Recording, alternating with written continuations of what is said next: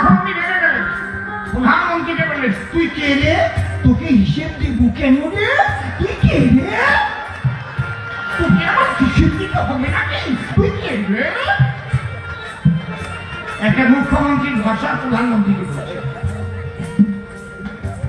আমার প্রধানমন্ত্রী অত্যন্ত ভালো মানুষ বলে তার জবাব দেয়নি। বাবা, আমি ওই জায়গায় কোনো মতে তিনি লিখে যদি একটা প্রধানমন্ত্রীর প্রিয়ও থাকতাম, আমি না বলে থাকতাম না, আমি বলতাম, তুই কে রে? হিসেব দিবি না, তোকে টাকা দেবো কেন? কি খারাপ কথা বলছি? কি খারাপ কথা বলছি? তুমি যেটা শিখাবে সেটাই তো পাবে নাকি? ইউটিলাইজেশন সার্টিফিকেট বলে, আমি কোন খাতে টাকাটা ব্যয় করেছি তার একটা সার্টিফিকেট দিতে হয়। দেবে না? কিসে? এই জন্য যারা আসলে কাজ করেছিল মূলত তাদের টাকা এই রাজ্য সরকার মেরে খেলো। সরকার এখন গ্রামের মানুষ সহজ সরল তাদের কাছে নিয়ে করতেছে বাহানা। দেখো, তোমরা সবাই কাজ করেছ, কেন্দ্র টাকা তো দিচ্ছে না।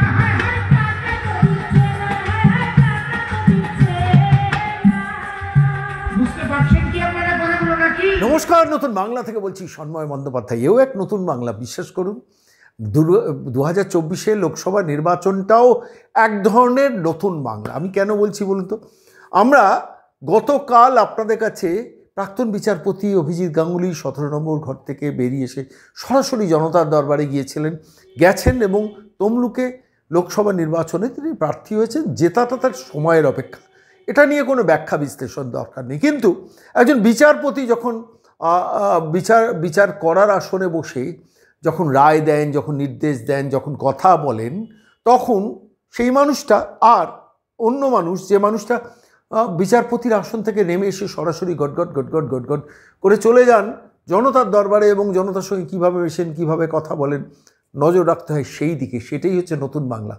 রেখা পাত্র একজন গ্রামের গরিব মানুষ।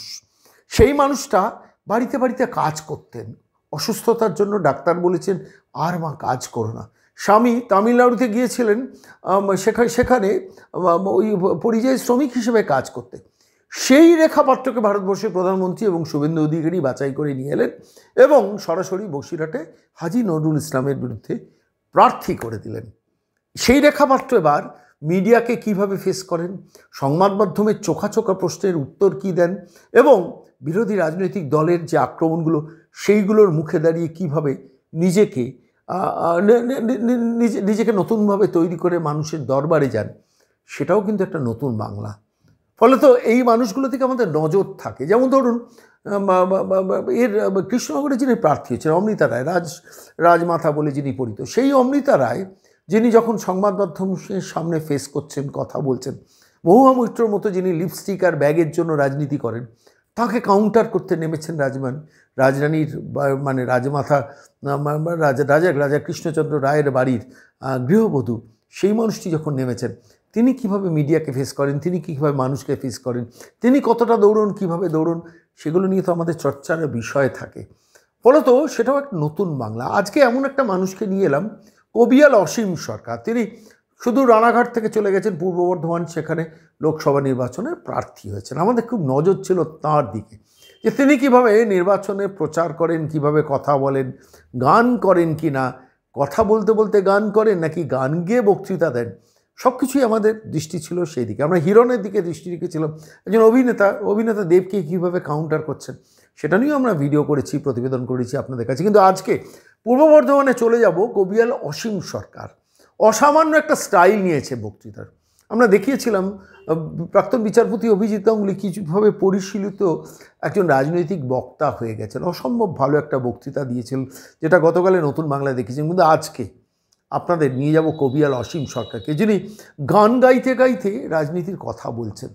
এটা অতীতেও উনি করেছেন, কিন্তু নিজের লোকসভা নির্বাচনে যখন প্রার্থী হয়েছেন, বেশ কিছু মানুষকে বসিয়ে রেখে গানের মাধ্যমে কমিউনিকেট করছেন, মানুষকে অ্যাড্রেস করছেন, বলছেন, যন্ত্রণার কথা বলছেন, কেন বিজেপিকে ভোট দেওয়ার কথা বলছেন, কেন তৃণমূলকে তাড়ানো দরকার, এবং যুক্তি দিয়ে, তথ্য দিয়ে, যে তথ্যগুলো আমরা বক্তৃতায় ব্যবহার করি সেইগুলো তিনি ব্যবহার করছেন গানের মধ্যে।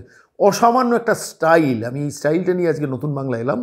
কবিয়াল অসীম সরকার কিভাবে তার নির্বাচনী প্রচার করছেন, তথ্য দিয়ে, কথা দিয়ে, শুধু গান নিয়ে নয়, গানে শ্লেষ আছে, গানে বিপক্ষকে বিদ্ধ করা হচ্ছে, এবং তার মধ্যে মজা আছে, ব্যঙ্গ আছে, অবশ্যই সিরিয়াসনেস আছে।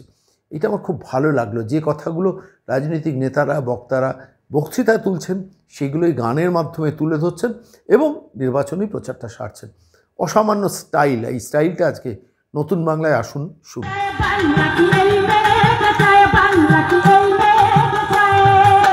আগে দিদিমণি লিখতেন সততার প্রতি, ওটাকে ক্যান্সেল করেছে। ঠিক বলছি না বেঠিক বলছি? আগে লিখতেন তথ্য মমতা বন্দ্যোপাধ্যায়, ওটাকেও ক্যান্সেল করেছে। আগের ভোটে বলতেন বাংলার মেয়ে কি চায়। হ্যাঁ, আমরা বাংলার মেয়ে কিন্তু চেয়েছিলাম, কিন্তু আমরা ভাবি নাই যে বাংলার মেয়ে শাহজাহানদের তৈরি করে হিন্দুদের সুন্দরী সুন্দরী নারীদের রাতের অন্ধকারে ডেকে নিয়ে পিছিয়ে বানাবার কথা বলে রাতের পর রাত ধর্ষণ করবে। মহিলা মুখ্যমন্ত্রী লজ্জাও করে না। তৃণমূলের নেতারা যদি এখানে মিটিং করে যেন জবাব দেয়, আর ওরা কি বলে, এটা নাকি বহিরাগতরা এসে এগুলো করছে। মিডিয়া তাদের আধার কার্ডে ভোটের কার্ড দেখাইয়া দিল। তারা সন্দেশখালী অধিবাসী ওই মায়েরা ছিল,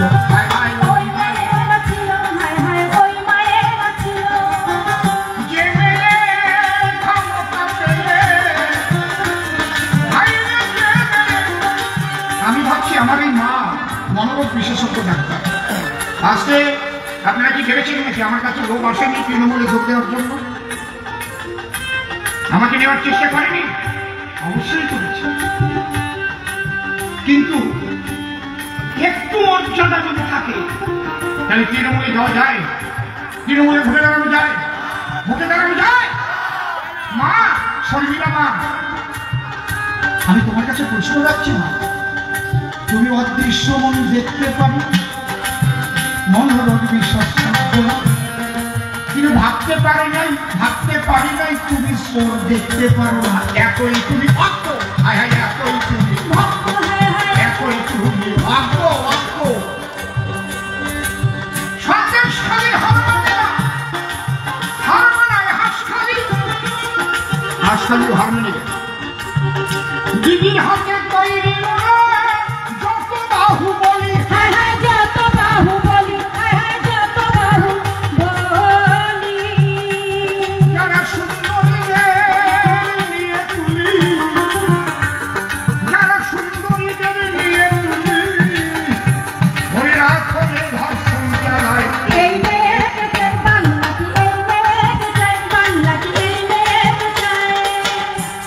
ভাববেন আপনারা কিসে ভোট দেবেন, ওরা ভুলে না পারবো, আমি করবো না। আমি শুধু অঙ্ক কষে দেখিয়ে যাব।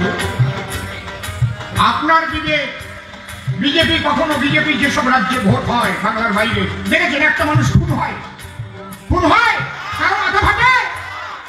এখানে কেন খুন হয়?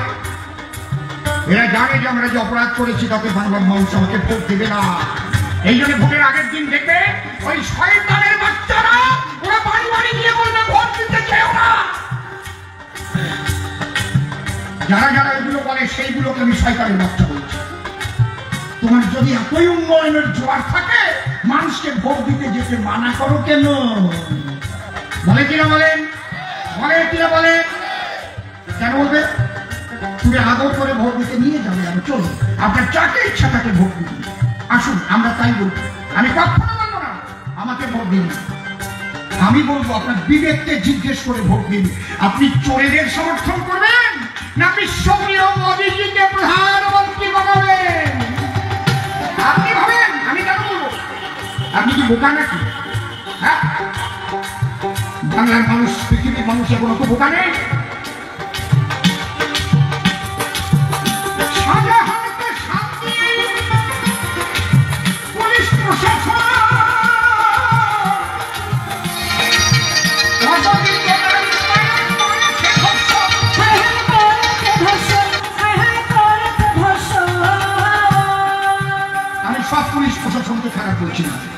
তৃণমূল নেতাদের আমি খারাপ বলছি না, কারণ জগতের এক নাম দুনিয়া। হাসি কান্না আধার আলো মন্দ ভালো স্বামী স্ত্রী জোয়ার ভাটা শক্ত গরম ঠান্ডা গরম ভালো মন্দ আছে কিনা, আমি কখনো বলি। কিন্তু সন্দেশখালীর পুলিশের কাছে আমার প্রশ্ন আছে, মায়েরা যখন নালিশ করতে কানাই দিয়েছিল, কেন শাহজাহানের কাছে যাওয়ার কথা তারা দিল?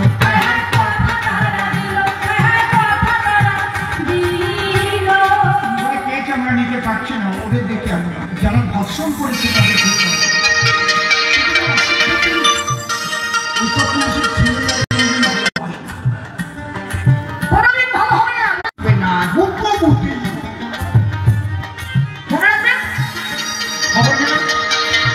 ভালো পুলিশ যারা তারা আছে নির্বিকার, তারা অনেক আইপিএস অফিসারদের সঙ্গে আমার অনেক দিন থেকে যোগাযোগ আছে। 48 বছর কবি গান গাচ্ছি, শুধু বাংলায় নয়, ভারতবর্ষের 18টা রাজ্য ঘুরেছি, ভারতের বাইরেও কয়েকটা দেশে গেছি। এবারও জুলাই মাসে আমেরিকা থেকে ভারতের চিফ গেস্ট হিসেবে ওখানে একটা বিরাট ফেস্টিভ্যাল হচ্ছে নিউ ইয়র্কে, সেখানে আপনাদের আশীর্বাদে আমি নিমন্ত্রণ পেয়েছি লিখিতভাবে। এটা আমি বলিনি কোথাও, আজকে বললাম। কোথাও বলেছি নিজের কথা নিজের ঢাক নিজে বাজাতে ভালো লাগে, জানতেই পারবেন এই যে অসীম সরকার আমেরিকায় চলে গেল। আমি লেখাপড়া জানি না বাবা, ওটা ভালো লেখাপড়া জানেন, অনেক শিক্ষিত মানুষ, কিন্তু যারা প্রকৃত শিক্ষিত, হয়তো জাগতিক জগতের সার্টিফিকেট তাদের নেই, কিন্তু তারা প্রকৃত শিক্ষিত, তারা শিক্ষিত হয়ে চুরি করে না। অশিক্ষিত হলেও নিরক্ষর হলেও তারা মানুষের ধন কেড়ে নেয় না। কেমন মানুষের সঙ্গ জীবনে পেয়েছি, সে আর কেউ নয়, শ্রী ঠাকুর ভবা পাগলা। বলো ভবা পাগলা কি? ভবা পাগলা কি? পাগলের কাছে আমি আমার যৌবনটা অনেকটা সময় কেটেছে কালনা ভাবে। কত কথা শুনতাম পাগল বলছেন। একবার ক্যালকাটা ইউনিভার্সিটি প্রাক্তন পরীক্ষা নিয়ে আমার প্রয়াত গোপাল বন্দ্যোপাধ্যায় এসে বলছে, পাগল তুমি একটা গান লিখলে, পাপি করে আসেন ভগবান,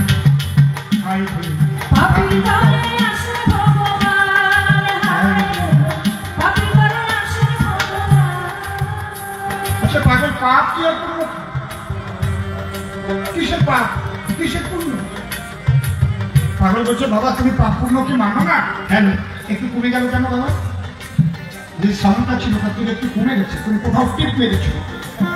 না না, আমার পেছন দিক থেকেও দুটো চোখ আছে। উনি অস্বীকার করে পরিচিত মানেনি। আমার নাম অসীম সরকার, আমাকে চেনা খুব কঠিন আছে, আবার কিচ্ছু জানি না, একেবারে বল। পাগল বলছে, বাবা তাহলে তুমি বলছো পাপ বলে কিছু নেই, তাই তো? তুমি একটা কাজ করো না বাবা। কি? তুমি কালনা থেকে অম্বিকা কালনা স্টেশন থেকে টিকিট না কেটে একটু হাওড়া যাও। গাড়িতে যদি টিটি নাও ওঠে, যখন তুমি হাওড়া প্ল্যাটফর্মে নেবে গেট পার করতে যাবে, কালো পোশাক টিটি দেখলে কি তোমার ভিতরটা কাঁপবে? মানে হ্যাঁ, তা তো কাঁপবে। মানে বাবা যদি না থাকে পাপ, কেন তোমার বুকে উঠলো তাই বিনা টিকিটে ট্রেনে ওঠা পাপ। এই জন্য টিকিট দেখলে আমাদের উঠে কাপ, এই জন্য ভাইপোর কাপ উঠে যায়, ভাইপোর রক্ষা কবলে দিতে যায় সুপ্রিম কোর্টের ধারে। এতেই বোঝা যায় ভাইপো কত চুরি করে, কত চুরি করে, কত চুরি করে। আমি যখন পাগলের কাছে এসেছি, রেল লাইনের পাশে থেকে চিত্রকর গাড়িতে ভিক্ষা করেছি আমি, এই জন্য গরিবের মর্ম বুঝি আমি। বুঝতে পেরেছেন? কুড়িয়ে ঘরে লাইনের পাড়ে থাকা মানুষ আমি, যদিও এখনো ভালো আছি, কিন্তু একটা ঘরে ওই এসি লাগাইনি এখনো।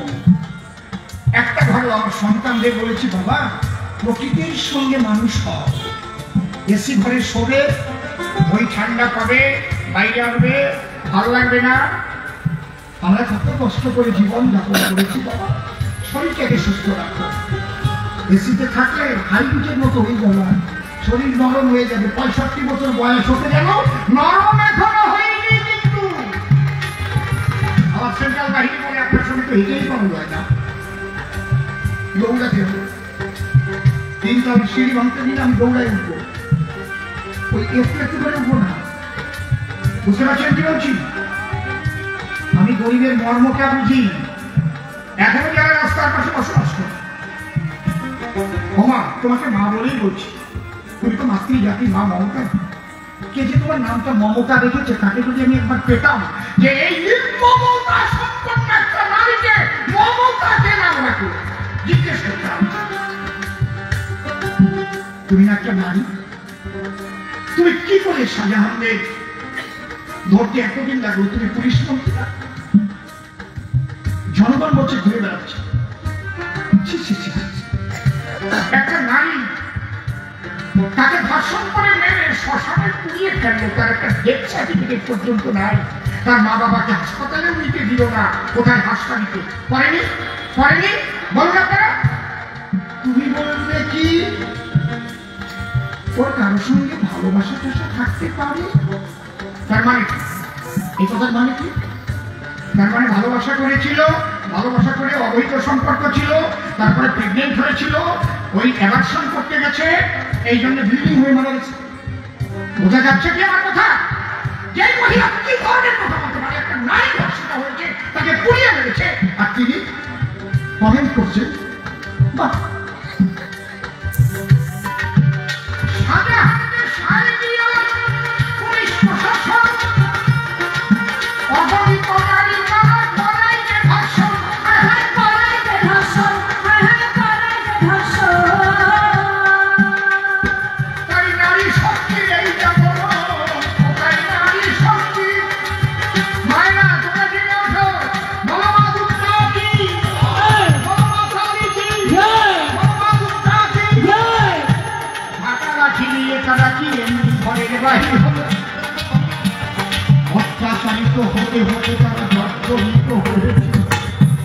ওটাই নারী শক্তির এই জাগরণ, ওটাই নারী শক্তির এই জাগরণ। ঘটুকেই সারা বাংলায় এই মেয়ের বিজয় বাংলা, এই মেয়ের বিজয় বাংলা, এই মেয়ের বিজয় বাংলা। যে মুখ্যমন্ত্রী নারীর ইজ্জত করে টাকার মূল্যায়ন, কোন বৃদ্ধা ধর্ষিতা হলে কত টাকা পাবে?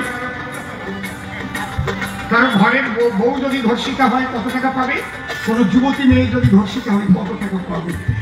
এই যে বাংলার মুখ্যমন্ত্রী বলে এখনো তাদের ভোট দিয়ে রেখেছেন আপনারা, আপনাদের একটা প্রণাম জানাই। আমরা খুব ভালো, খুব ভালো। তৃণমূল যারা করে খুব ভালো।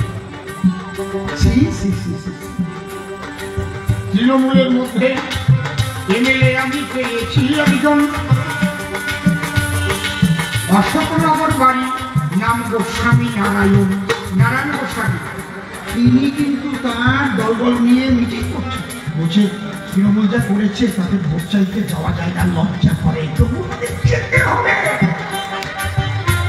তৃণমূল বন্ধুরা শুনুন, একটা মিথ্যা কথা বলে আমি রাজনীতি করি না, যা যা বলছি একটা ওরা দেখবেন বলবে এসে এখানে এই বিজেপি আমাদের বিরুদ্ধে এগিয়ে দিয়েছে, সিবিআই এগিয়ে দিয়েছে, এগুলো বলবে। আমাদের দিল্লির সরকার আমাদের 100 দিনের টাকা দেয় না। একটা প্রশ্ন করবেন আপনারা, কোন বিজেপি নেতা কি তৃণমূলের দুর্নীতির বিরুদ্ধে কেস করেছিল? বলুন তো কে কেস করেছিল? বলুন, কেউ জানে কিনা?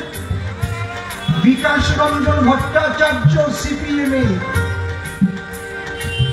যখন মহামান্য বিচারপতিগণ দেখলেন হায় হায় এ তো বিরাট ঘাবলা, এর সঙ্গে তো প্রশাসন যুক্ত, তাই তদন্ত হওয়া চাই মুক্ত, যাতে হয় তদন্ত পাকাপোক্ত।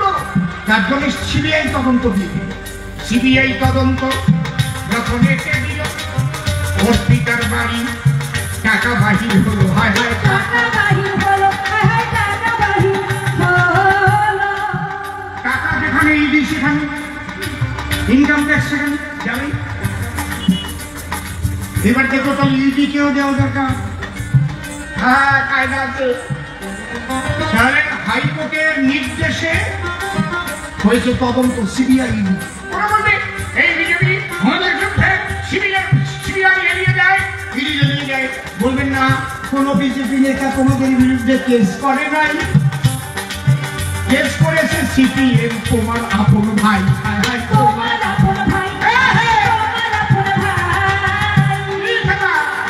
ঠিক বলছি না বেঠিক বলছি, করে বলো ঠিক তো? নাম্বার ওয়ান গেল, মানে দিল্লি সরকার 100 দিনের টাকা দিচ্ছে না যে ভোটে, তাহার জবাব নিয়ে যাব আপনাদের নিকটে।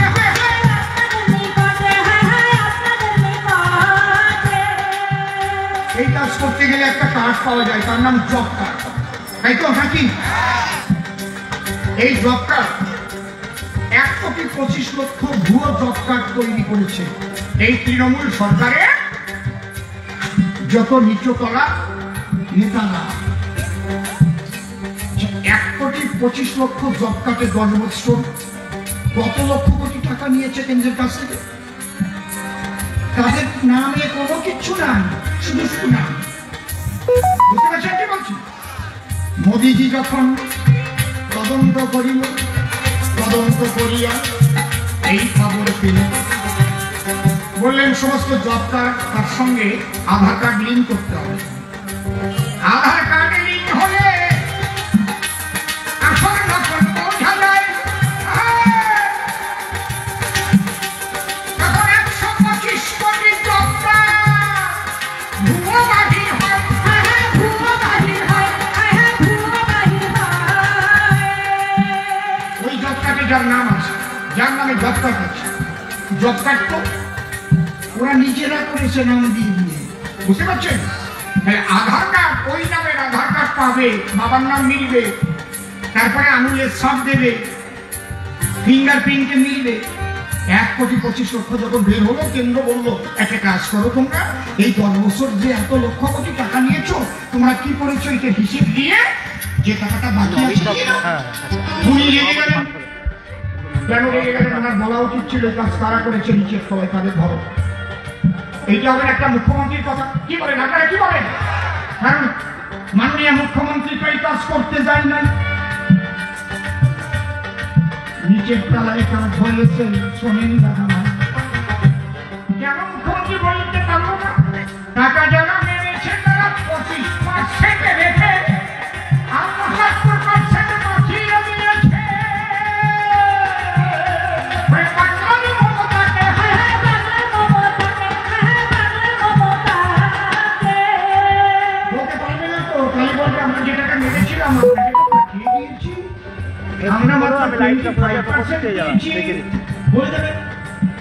কথা বোঝা গেল কি? ভালো করে বুঝবেন কথাগুলো, না বুঝলে আপনাদের বোকা বানিয়ে দেবে ওরা। তখন উনি ভেবে গেলেন, প্রধানমন্ত্রীকে বললেন, তুই কে রে? তোকে হিসেব দিব কেন রে? তুই কে রে? তোকে আমার হিসেব দিতে হবে নাকি? তুই কে রে? একটা মুখ্যমন্ত্রীর ভাষা প্রধানমন্ত্রীকে বলছে। আমার প্রধানমন্ত্রী অত্যন্ত ভালো মানুষ বলে তার জবাব দেয়নি। বাবা, আমি ওই জায়গায় কোনো মতে দিল্লিতে যদি একটা প্রধানমন্ত্রীর প্রিয়ও থাকতাম, আমি না বলে থাকতাম না, আমি বলতাম তুই কে রে? হিসাব দিবি না, তোকে টাকা দেবো কেন? কি খারাপ কথা বলছি? কি খারাপ কথা বলছি? তুমি যেটা শিখাবে সেটাই তো পাবে নাকি? ইউটিলাইজেশন সার্টিফিকেট বলে, আমি কোন খাতে টাকাটা ব্যয় করেছি তার একটা সার্টিফিকেট দিতে হয়। দেবে না কিসে? এই জন্য যারা আসলে কাজ করেছিল মূলত তাদের টাকা এই রাজ্য সরকার মেরে খেল। সরকার এখন গ্রামের মানুষ সহজ সরল তাদের কাছে গিয়ে করতেছে বাহানা। দেখো তোমরা সবাই কাজ করেছ, কেন্দ্র টাকা তো দিচ্ছে না।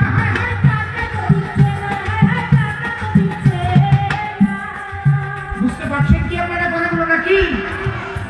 তৃণমূলের বন্ধুরা যারা এখানে মিটিং করতে এসে জবাব দেয়, যদি আমি একটাও মিথ্যা কথা বলি তাহলে আমার কালে আমি জুতোর বাড়ি নিজে নিজেই মারব। কেন হিসাব দেওয়া? হিসেব দেবে টাকা বাবা? ও বাবা হিসেব দেবে কি? ওনাদের পার্থবাবু উনি ছিলেন শৃঙ্খলা কমিটির চেয়ারম্যান, কেউ জানতো না উনি অর্পিতার চেয়ারম্যান। কিন্তু এখনো ধরা পড়ে নাই 75% সেই দেশে।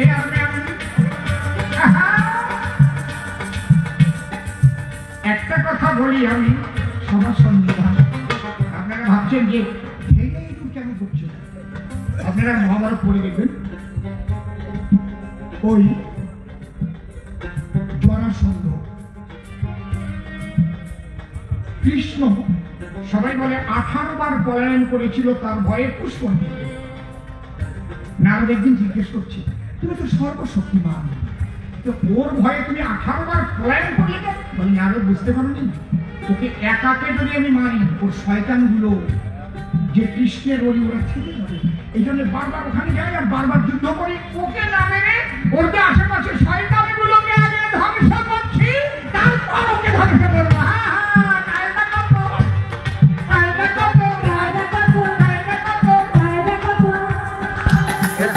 আগেই যদি ধেয়ে ধরতো তাহলে এই যে শয়তানগুলো ওইগুলো ধরা পড়তো, সবাই খুশি হয়ে যেত, এমন খুশি। আর ওরা সবটুকু করে বিজেপিতে যোগ দিত, ঠিক কিনা? একেবারে মঙ্গল সভাপতির কাছে এসে বলতো, জানো আর থাকা যায় না ওই দলে, একদম ভীষণ খারাপ জানো। এই জন্য শয়তানকে একা করে ধরে তারপরে ধরে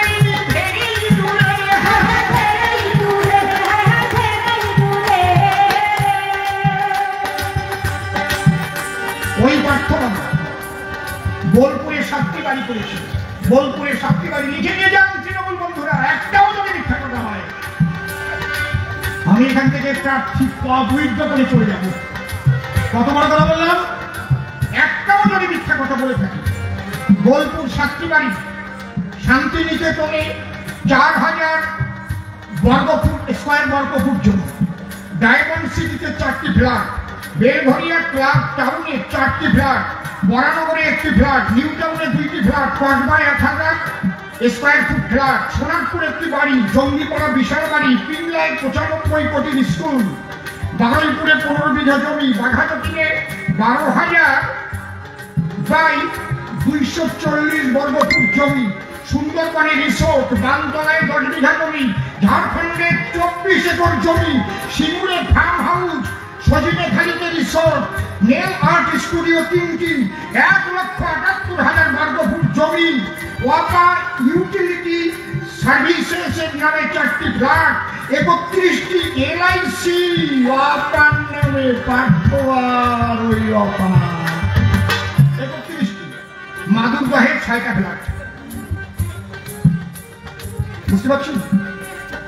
শুধু একটা পাথর নয়, এই যুগে আরো বেশি আছে।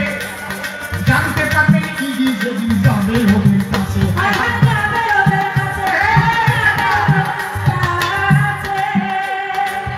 আপনারা ভাববেন কাদের ভোট দেবেন, আমি কেন বলবো আমাকে ভোট দেন ভোট দেন, ও কোনোদিন বলবো না। যদি বোঝেন যে চোরেদের সমর্থন করা যায় না। 82 কোটি মানুষকে খাবার দিয়ে লকডাউনে বাঁচিয়েছে কে? নরেন্দ্র মোদীজি। 140 কোটি মানুষকে ডবল ভ্যাকসিন দিয়েছে কে? শুধু আমাদের দিয়েছে, আরো পৃথিবীর 28টি রাজ্যে বিনে পয়সায় পাঠিয়েছে, টাকা নেয়নি। এমনিতে কি তারা সাধু বলে প্রণাম করে নাকি? সেবাই সংগঠন, এটা ভারতীয় জনতা পার্টির আমরা সবাই ধরে চলি মোদিজির ওপর।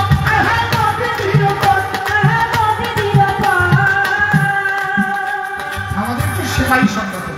দিদিও বলেছিল 21-এর ভোটের আগে, কি বলছিল? আমি ডবল চাকরি দেবো, ডবল ভ্যাকসিন দেবো, ডবল বউ দেবো, না বউ দেবো বলে নেই, ওটা এমনি বলে ফেলেছি, রাগ করে ফেলেছি। ও ডবল শান্তিও দেবে নাকি? উনি নাকি ডবল ডবল ভ্যাকসিন দেবে। ভ্যাকসিন কি ওনার পৈতৃক সম্পত্তি নাকি? যারা রাস্তার উপরে কাঁদিতেছে চোখের জল ফেলে, তাদের চাকরিগুলো টাকা পেয়ে কেন অযোগ্যদের দিলে? ওরা বলতে পারে এগুলো হয়েছে আমাদের মাননীয় মুখ্যমন্ত্রী, তিনি এগুলো জানতেন না, বলতে পারে। এখানে অসীম সরকার যেটা বলে গেছে জানতেন না। আমি আজকে যেখান থেকে বেরিয়েছি আমার অফিসার জিজ্ঞেস করছে কার জায়গা, সব চার্ট লিখে দিতে হয়েছে, এখান থেকে এখানে, এখান থেকে এখানে। আমি সামান্য একটা শূন্য গুটিয়ে নিলাম। আর যিনি শিক্ষামন্ত্রী তিনি যেখানে যাচ্ছেন অফিসাররা তার কাছ থেকে সমস্ত ঠিকানা নিয়ে সেটা কি নবান্নতে পাঠায় না? আজকে মন্ত্রী সাহেব কোথায় কোথায় যাচ্ছেন সেটা পুলিশ মন্ত্রী জানেন না, জানে না। একটা ছেলে খুব গাঁজা খায়, গাঁজার গোলকি যারা ধরে, গাঁজা খেতে খেতে এখানে দেখবেন সাপ পড়ে, সাপ। মাছটা খুব পিটিয়েছে, আর খালি গাঁজা মাস তিনেক আর খাই বেশ, ওগুলো সাবান টাবান দিয়ে উঠে গেছে। মাস্টার দেখছে ছেলেটা ভালো হয়ে গেছে। হঠাৎ একদিন স্কুলে যখন এসে গেল আচ্ছা আচ্ছা গাঁজা ধুয়ার সাপ দেখতে পেল। এই সুবল তোর হাতে ওই যে কিসের দাগ? স্যার আমি জানি না স্যার, কে যেন আমার ওই হাত দিয়ে গাঁজা খেয়ে চলে গেছে। মুখ্যমন্ত্রী জানে না কে যেন চুরি করে যায়। পুলিশ মন্ত্রী এমন কথা আমাদের মানা সম্ভব নয়, মানা সম্ভব নয়, মানা সম্ভব নয়। যে মুখ্যমন্ত্রী নারীর ইজ্জত পরে টাকায় ধর্ষণদের কি আনবে ধরে তাহার প্রশাসন, তাহার প্রশাসন, তাহার প্রশাসন। কোথায় সন্দেশ খালি এই কাগজ ওরা ধর্ষণ করল, আর আমার মোদীজি সেই সন্দেশ খালির গ্রামের মেয়েটি রেখাকে এমপি পদে টিকিট দিল। এই হচ্ছে মমতা আর এই হচ্ছে মোদী। তারপরে ওই জোড়া ফুলে ভোট দেন যোগী। আমি কিচ্ছু করবো না, দিয়ে গেলেন আপনারা। আমি আমার ব্যাগ নিয়ে বিধানসভায় চলে যাব। কি সুযোগ আপনাদের এসেছে জানেন? যদি আমাকে না ফুল আমার প্রধানমন্ত্রীর হাতে এখান থেকে একটা পদ্ম ফুল আপনারা পাঠাতে পারেন, আমি কথা দিচ্ছি আগামী 26-এ এই যে পূর্ব বর্ধমান এখানে 7টা বিধানসভা আছে তো, তাই তো?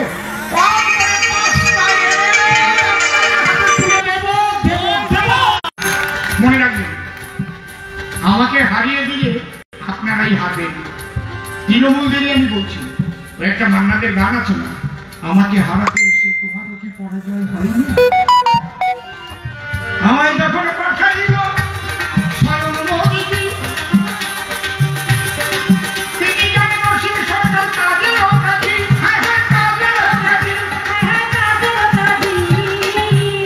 ওরা যদি আমার কোনো ফল পেত আমি 3 বছর হরিণ ঘাটালে গেল, ওখান থেকে তদন্ত করে আসতো না, কাগজপত্র নিয়ে এই দেখো ওখানে আর দাঁড়াতে পারবে না বলে তাই এখানে এসেছে চলে এইসব করেছে অসীম সরকার।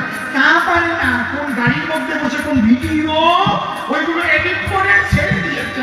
আরে লজ্জাহীনের তবে তোমাদের আমি বলে দিই, তোমরা না বাড়ি স্ক্রিনে ওটা দিয়ে প্রতিদিন তোমার মা বাবা ভাই বোনদের শোনাবে, তাতে তোমাদের আয়ু বৃদ্ধি হবে, তোমাদের বংশ উদ্ধার হয়ে যাবে। ওগুলো শোনাবে, একদম সুন্দর হবে, খুব ভালো হবে। ঠিক সন্দেশ খালির এই কাগজ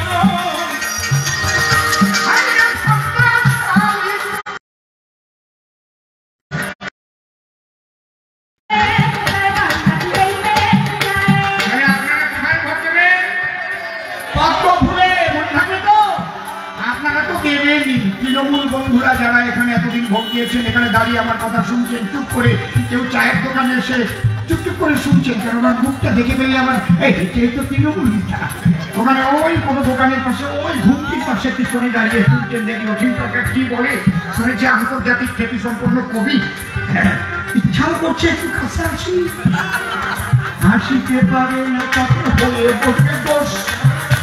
ওনার নেতা উঠেছে